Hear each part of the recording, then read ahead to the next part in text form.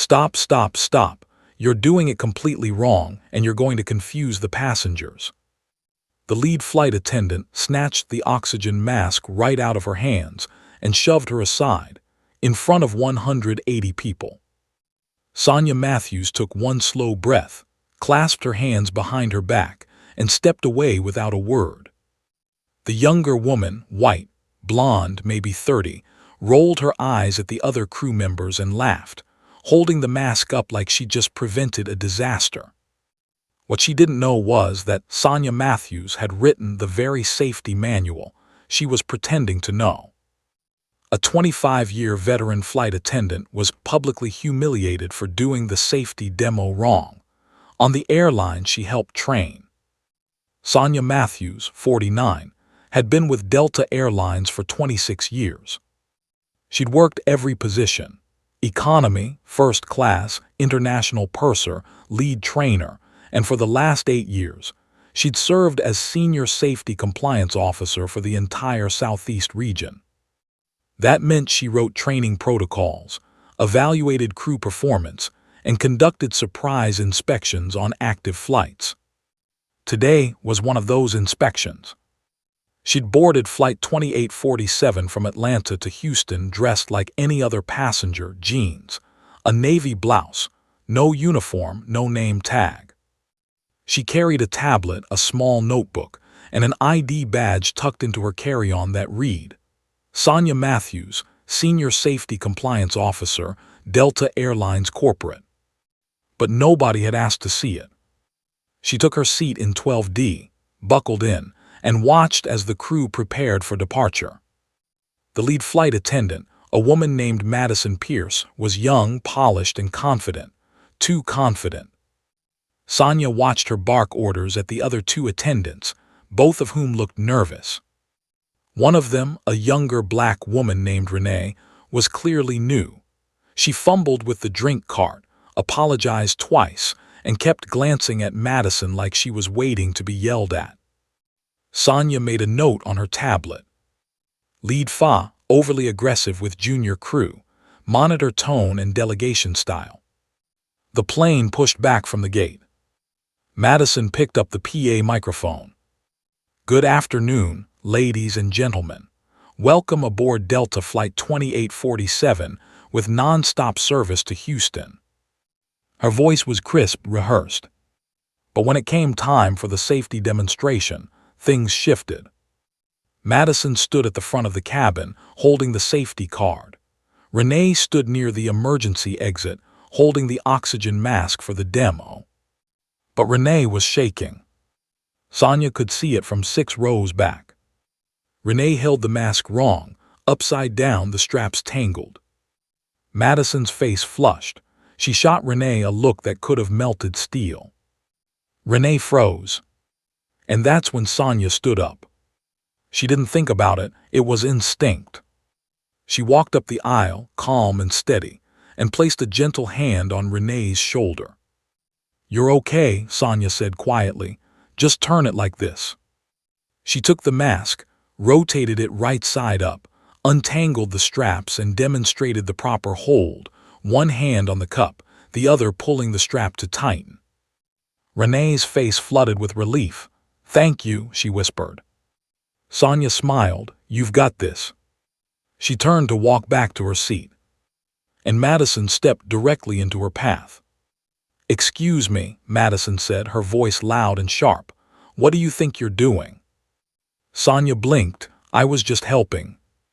You're a passenger, Madison snapped. You don't get to touch safety equipment. You don't get to interrupt a demonstration. And you definitely don't get to confuse my crew.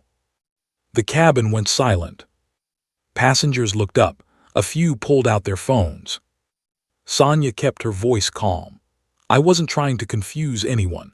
She had the mask upside down and I was showing her. I don't care what you think you were doing, Madison interrupted. You're not crew, you're not trained, and you need to sit down before I have security remove you when we land. Sonia felt the heat rise in her chest, but her face remained still. She could feel every eye on her. She could feel the judgment forming. A black woman out of her seat causing trouble. She'd seen this before, lived it before. So she nodded once, turned and walked back to her seat. Renee looked mortified. The other flight attendant, a young white man named Kyle, whispered something to Madison. Madison smirked, flipped her hair, and continued the demo as if nothing had happened. Sonia sat down, pulled out her tablet and typed one line. Lead Fa Madison Pierce, publicly humiliated passenger for assisting crew. Escalation unnecessary. Recommend review. But this was only the beginning. The flight took off smoothly. Once they reached cruising altitude, Madison and Kyle began the beverage service. Renee worked the rear galley, and Sonia could see her hands still trembling. Madison's voice drifted back from the forward cabin, loud and cutting. If you can't handle a simple drink order, maybe you should have stayed in training. Renee's face crumpled, but she didn't respond. Sonia made another note. A passenger in 14C raised his hand. Excuse me, can I get a ginger ale? Kyle nodded, sure thing. He handed the man a Sprite. The passenger frowned. I asked for ginger ale. That's what I gave you, Kyle said. This is Sprite. Kyle sighed, grabbed the can back and slammed a ginger ale onto the tray table. There, happy. The man didn't respond. He just looked away. Sonia typed. Flight attendant Kyle, poor tone with passengers. Needs customer service retraining. She glanced at the front of the cabin, where Madison was leaning against the galley wall, scrolling on her phone. Not once did she check on Renee. Not once did she monitor Kyle. She was the lead, but she wasn't leading. And that was dangerous. What she didn't know was who was watching her every move. An hour into the flight, a call button chimed. Row 22. Renee walked over. A middle-aged woman held up an empty cup. Could I get some more water, sweetheart? Of course, Renee said. She turned to head to the galley and tripped over a passenger's bag in the aisle. She stumbled, caught herself on a seat back, but the empty cup flew out of her hand and clattered to the floor. Madison's voice boomed from the galley. Renee, are you serious right now? Renee's eyes filled with tears. She bent down, picked up the cup and hurried to the galley. Sonia heard the whole thing. Madison's voice was low but vicious. You're embarrassing me. You're embarrassing this entire crew. If you can't do this job, maybe you should quit. Renee's voice was barely a whisper. I'm sorry. Sorry doesn't cut it. Sonia stood. She walked to the galley. Madison saw her coming and held up a hand. Ma'am, passengers are not allowed in the galley. I'm not here as a passenger, Sonia said quietly. Madison's eyes narrowed. Then what are you here as? Sonia reached into her pocket and pulled out her ID badge. She held it up. Madison's face went white. Sonia Matthews, Senior Safety Compliance Officer, Delta Airlines Corporate. Kyle, standing behind Madison, took a step back. Renee's mouth fell open. Sonia's voice was calm, but it carried. I'm here to evaluate this crew's adherence to safety protocols, customer service standards, and workplace conduct. And so far, Madison, you're failing on all three. Madison's hands started to shake. I didn't know. You didn't ask, Sonia said. You assumed. You saw a black woman trying to help and you humiliated her in front of a full cabin. You've verbally abused your junior crew member. You've ignored customer complaints. And you've spent the last hour on your phone instead of supervising your team. Madison opened her mouth, but nothing came out. Sonia turned to Renee. You did nothing wrong. That mask was upside down. I corrected it because that's my job to make sure safety standards are followed. You're going to be a great flight attendant. Don't let anyone tell you otherwise. Renee's eyes filled with tears, but this time they were tears of relief. Sonia looked back at Madison. When we land, you'll report to the chief purser's office. Bring your logbook and your certification records. You're under formal review." Madison's voice cracked. "Please, I'll see you in Houston," Sonia said. She turned and walked back to her seat. The passengers who'd been watching quickly looked away. But Sonia saw the looks on their faces. Respect, satisfaction, justice. If only Madison knew what was about to happen next. For the rest of the flight, Madison was silent. She didn't make announcements. She didn't engage with passengers. She stood in the galley, arms crossed, staring at the floor.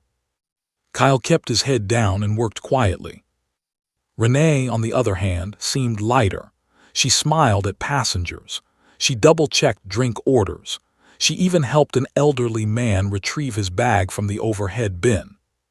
Sonia watched it all, making notes. When the plane began its descent into Houston, Sonia pulled out her phone and sent a message to her supervisor, Linda Torres. "Inspection complete on Flight 2847. Major issues with lead FA Madison Pierce. Recommend immediate review. Full report to follow." Linda's response came 30 seconds later. "Understood. I'll have someone waiting at the gate." The plane landed smoothly. As passengers began to deplane, Sonia stayed seated. She watched as Madison gathered her things, her hands still trembling.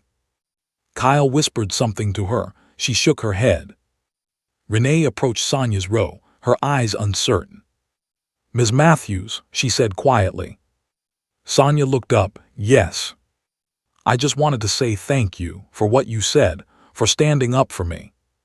Sonia smiled. "You don't need to thank me. You earned your place here, don't ever forget that." Renee nodded, tears welling again. "I won't." She walked toward the exit. Sonia stood, grabbed her bag and followed. As she stepped into the jet bridge, she saw two people waiting. One was Linda Torres, her supervisor, a sharp Latina woman in her 50s.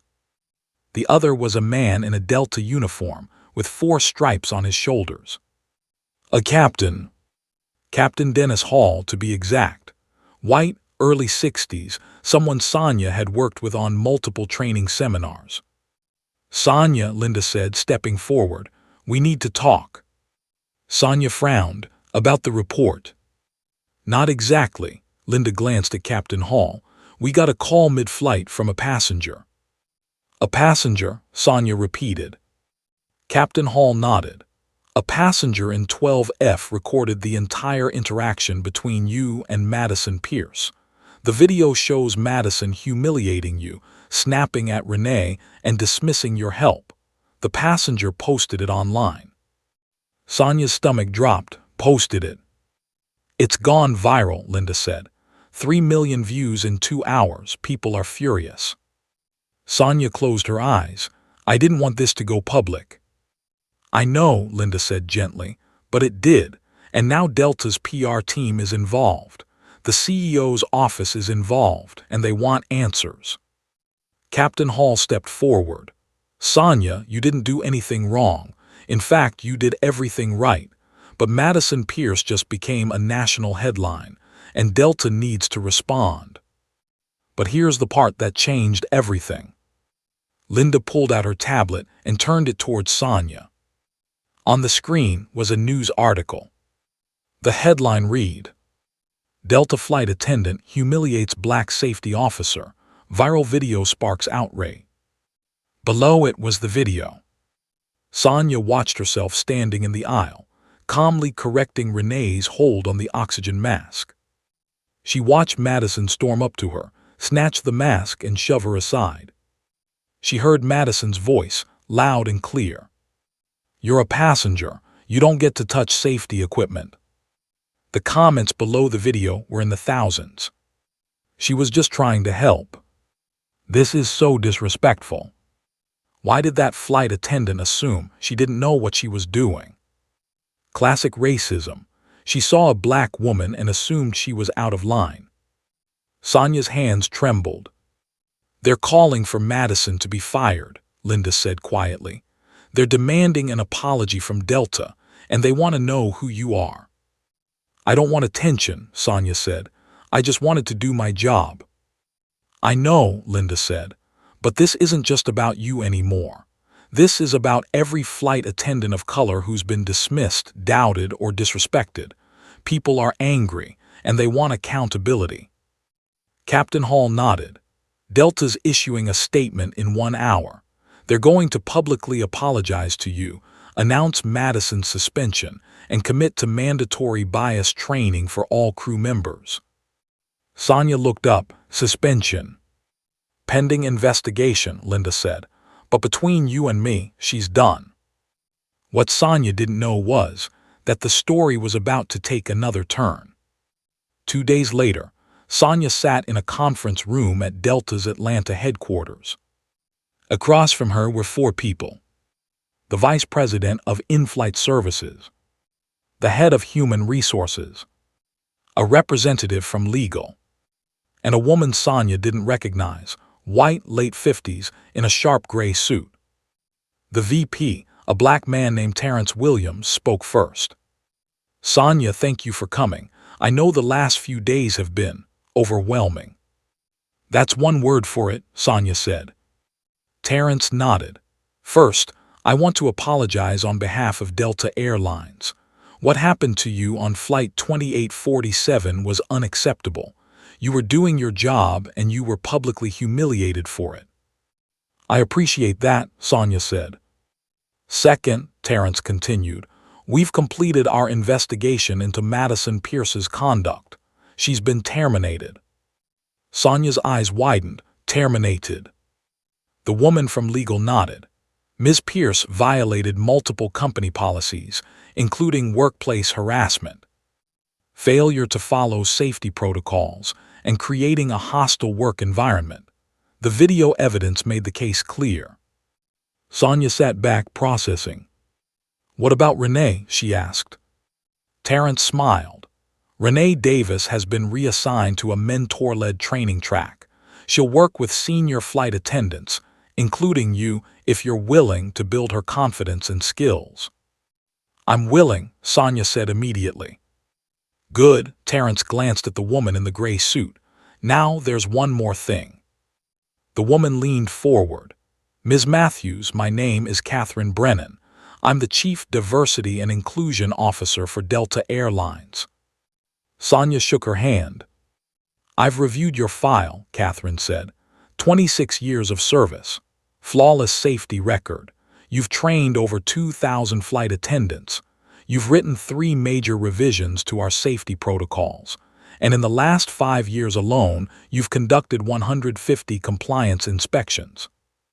That's my job, Sonia said. And you do it exceptionally well, Catherine said, which is why we'd like to offer you a promotion. Sonia blinked. A promotion. Terrence nodded. We're creating a new position, Vice President of Safety and Inclusion. Your role would be to oversee all safety training programs, lead our diversity initiatives for flight crews, and serve as a liaison between corporate and frontline staff. Sonia stared at them. You want me to be a VP? We need you to be a VP, Terrence said. What happened to you shouldn't have happened, but it did, and it exposed gaps in our culture that we need to fix. You're the person to do it. Catherine slid a folder across the table. This is the offer.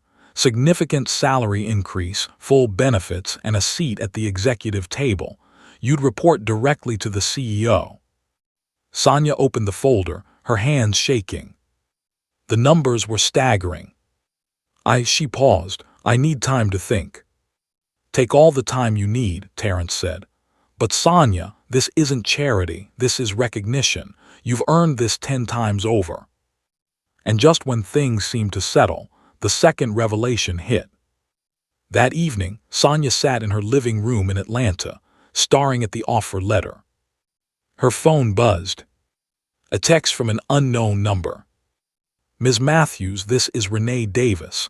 I hope it's okay that I'm reaching out. I wanted to thank you again, and I wanted you to know something. Sonia frowned and typed back. Of course it's okay. What is it? The response came quickly. Madison Pierce filed a complaint against you. She says you harassed her and abused your authority. She's hired a lawyer. Sonia's heart sank. Another text came through. But I recorded the whole thing. Everything she said to me in the galley. Everything she said to you. I have it all on my phone. And I'm willing to testify if she tries to take this further.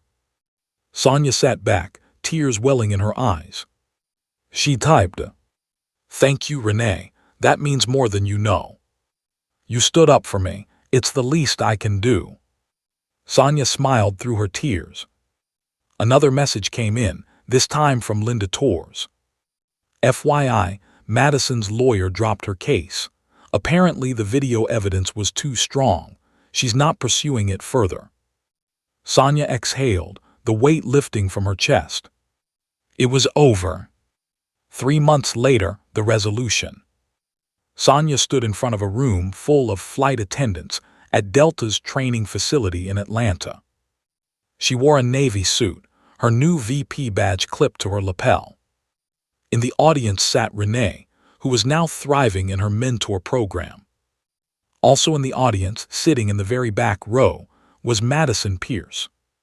She wasn't wearing a Delta uniform. She was there as a guest, invited by Sonia herself. The room quieted as Sonia stepped to the podium. "Good morning," she said. "My name is Sonia Matthews, and I'm the Vice President of Safety and Inclusion here at Delta." Applause filled the room. "I didn't plan to be here," Sonia continued. 3 months ago, I was just doing my job, conducting a routine inspection, and I was publicly humiliated for trying to help." The room went silent. "But here's what I learned," Sonia said. "Humiliation doesn't define you. How you respond does. I could have stayed quiet. I could have let it go, but I didn't, because silence protects no one." She looked directly at the back row, where Madison sat with her head down. "I also learned that people can change," Sonia said. "Mistakes don't have to be final. If you're willing to learn, to grow, to do better, there's always a path forward." Madison looked up, her eyes red. "That's why I've implemented a new program," Sonia continued. "It's called Second Chance Training. It's for crew members who have made serious mistakes but want to rebuild their careers. It's intensive, it's challenging, and it requires real accountability." She paused. "Madison Pierce is the first person enrolled." Gasps rippled through the room. Sonia nodded. "She's not coming back as a lead. She's starting over as a junior crew member under direct supervision. She'll undergo bias training, customer service retraining, and leadership coaching. And if she completes the program successfully, she'll earn the right to fly again." Madison wiped her eyes, nodding. "I'm not doing this because I'm soft," Sonia said. "I'm doing this because I believe in accountability and redemption. I believe people deserve consequences, but I also believe they deserve a chance to make things right." The room erupted in applause. Renee stood, clapping louder than anyone. Madison stood too, her face full of gratitude. Epilogue. Sonia's Second Chance training program became a model for airlines across the country. Renee Davis earned her senior flight attendant certification and now mentors new hires. Madison Pierce completed the program and returned to flying, this time with humility, respect, and a deep understanding of what she'd done wrong. And Sonia. She became one of the most respected executives in the airline industry, not because she demanded it, but because she earned it. Sonia's victory wasn't just about a promotion or public vindication. It was proof that dignity, professionalism, and quiet strength will always outlast arrogance. When they try to silence you, speak with your actions. When they try to humiliate you, respond with grace. And when they think you're powerless, let your credentials and your character do the talking. Because sometimes, the person they underestimate is the one writing the rules. Be honest, would you have handled it the way Sonia did? Or would you have lost your cool the second Madison snatched that mask? Drop your answer below.